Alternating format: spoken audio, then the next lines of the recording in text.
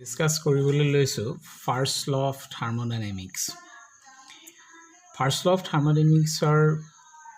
যেটো সূত্ৰ আছিল হেতু আছিল এনেকুৱা ধৰণৰ energy can neither be created nor destroyed but can be transformed from one form to another যেটোত mathematically form to আছিল এনেকুৱা del E equal to del Q plus del W ইয়াত Q হৈছে হিট আৰু W টোৰ দ্বাৰা বুজোৱা গৈছিল work Q আৰু W দুইটাই কিন্তু path function কাৰণ এহেতি পাথৰ ওপৰত ডিপেন্ড কৰে কিন্তু যেটো ইন্টাৰনাল এনাৰ্জি এটো ডিপেন্ড নহয় আৰু তাক কোৱা হয় ষ্টেট ফাংচন গতিকে এট Q আৰু W যদি প্লাস কৰা যায় তেতিয়া আমি ষ্টেট ফাংচন পাম আইসোথাৰ্মাল বুলি যদি কয় তেতিয়ালে del T ইকুয়াল টু 0 হ'ব অৰ্থাৎ তাত টেম্পাৰেচাৰ চেঞ্জ একো নহয় আর টেম্পারেচার চেঞ্জ নহওতে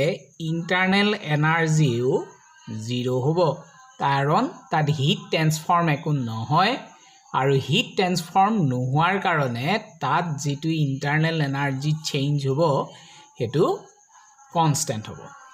নেক্সট আহিছে আইসোকৰিকত ভলিউম কি হবো 0 আৰ W ৰ ভ্যালুটো আমি work done ফাংশনত del W is equal to minus P into del V আছিল যেহেতু ইয়াত del V equal to 0 গতিকে del W equal to value 0 হ'ব আৰু 0 হোৱাৰ কাৰণে এই ইকুৱেশ্যনটোত W ৰ ভ্যালু 0 হৈ গুচি যাব অৰ্থাৎ del E equal to del Q হ'বগৈ নেক্সট আহিছো এডাইবেটিক হৈছে গৈ যে হিট কনস্ট্যান্ট হবো অর্থাৎ Q ৰ ভ্যালু 0 যদি Q ৰ ভ্যালু 0 হয় তেতিয়ালে ফাৰ্স্ট ল অফ থাৰ্মোডাইনামিক্সৰ মতে del E equal to del W হবো Q ভ্যালু ইয়াত 0 হবো আইসোবাৰিক যদি কয় তেতিয়ালে P ৰ ইকুয়াল টু 0 ফার্দার আমি এটুক আমি এনেকে লিখিম যে del E is equal to del QP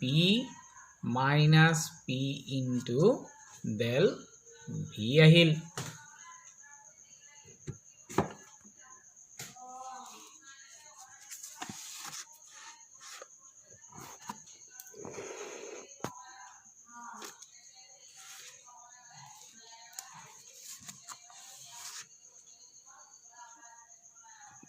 to del V এতিয়া এই যেটো হিট at constant pressure হেতুৱে হৈছে আমাৰ কাৰণে এনথালপি অৰ্থাৎ আমি ইয়াৰ জায়গাত del H minus P into del V লিখিব পাৰিম আৰু Hetuk further del E plus P into del V is equal to del H বুলি আমি কৰিব পাৰিম এটা এক্সাৰসাইজ কেইটামান কোৱেশ্চনছ কিটাত প্ৰথম কোৱেশ্চনটো সোধা গৈছিল এনেকুৱা both Q and W are ... দিয়া গৈছে কি ফাংশন সুধিছিলে and Q plus W is a কি ফাংশন সুধিছে গতিকে তোমালোকে অলৰেডি জানা যে Q আৰু W কি হয় পাথ ফাংশনস গতিকে আমাৰ অপচন প্ৰথমটো এটো পাথ গতিকে আমাৰ অপচন 1 কাৰেক্ট নহব 2 নহয় গতিকে এই দুটা আমাৰ হ'ব পাৰে next and Q plus W মানে হৈছে internal energy so internal energy ki state function গতিকে আমাৰ অপচন 3 to correct 4 to আমাৰ wrong next এটা কোৱেশ্চন দিয়া গৈছিল এনেকুৱা যে এটা সিস্টেমত work done by the system এটা কথা মনত ৰাখিবা সদায় ইয়াত by the system আৰু on the systemত বহুতখিনি ষ্টুডেন্টৰে খেলিমেলি থাকে যদি তোমাক কয় by the system অৰ্থাৎ এটা সিস্টেম এইটো হৈ গল সিস্টেম হয় সিস্টেমে নিজাববিয়াকে ওয়াৰ্ক ডান কৰিব নহয় ইয়াৰ ওপৰত কৰিব যদি নিজাববিয়াকে ওয়াৰ্ক ডান কৰে তেতিয়া তাৰ ভ্যালু সদায় নেগেটিভ আৰু যদি ওপৰৰ পৰা কৰা যায় তেতিয়া হলে কি হ'ব পজিটিভ হেতু বাই কনভেনশন গতিকে work done by the system মানে কি negative. গতিকে W ৰ ভ্যালু কি আহিব ইয়াত work done by the system তাৰ মানে minus 300 joule. When 100 calorie heat is supplied to it, আৰু heat supply কৰা গৈছে যদি supply কৰা যায় তেতিয়ালে ইয়াৰ ভ্যালু কি হ'ব পজিটিভত আহিব 100 calorie. ইয়াত কৈছে the change in internal energy during the processes গতিকে E ভ্যালু আমি উলিয়াব লাগে গতিকে E ভ্যালু কিমান হ'ব এই দুটাক আমি যোগ কৰিলে হ'ল W প্লাস এটো গতিকে ইয়াৰ ভ্যালু minus 300 আৰু ইয়াৰ ভ্যালু আহি গল প্লাস 100 এটা আহি গল জুল এটা আহি গল ক্যালোরি এতিয়া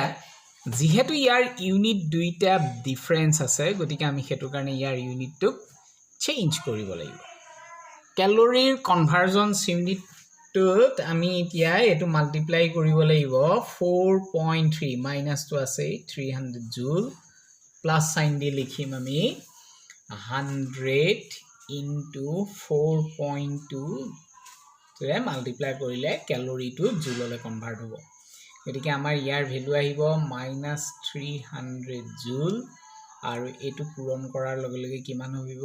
42 ইয়াৰ শূন্য দুটা 00 দশমিক আছিল এটাৰ আগত গতিকে ইয়াত আহি গল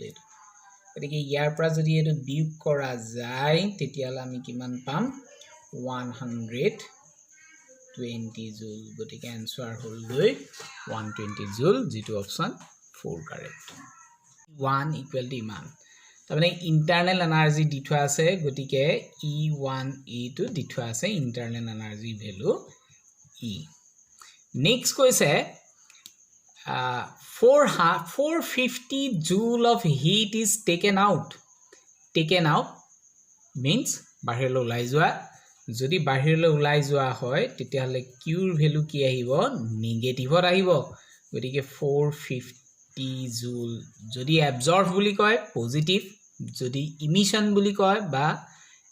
টেকেন আউট বুলি কয় তেতিয়া কি হ'ব negative and 600 joule of work is done আৰু work done কিমান work done on it বুলি কৈছে তাৰমানে কোনে কৰিছে সিস্টেমৰ ওপৰত কৰিছে গতিকে that's why it should be positive 600 joule of work is done on it the final energy of the system is গতিকে আমি কিমান কি হ'ব হেতু আমি উলিয়াব লাগে গতিকে আমি E1 ৰ ভ্যালু E1 ৰ টার্মছত আমি উলিয়াব লাগে সো E ইকুয়াল টু কি হ'ব Q হৈ গল -450 ইয়াৰ ভ্যালু হৈ গল plus 600 joule ইয়াৰ ভ্যালু জুলত আছিল ইয়াৰ জুল ইউনিট একে গতিকে এটোত আমি বিয়োগ কৰিলে গতিকে এটো ক্যালকুলেট কৰিলে আমি পাম গৈ 150 জুল যেহেতু ইন্টাৰনাল এনাৰ্জি E1 গতিকে আমাৰ টোটাল হ'ব গৈ E1 plus total internal energy এটোত বাহি গল this system has internal equal to E1 গতিকে আমাৰ आंसर হ'ব গৈ E1 plus 150 joule fourth এটা एग्जांपल লৈছো হেতত কোৱেশ্চনছ এনেকুৱা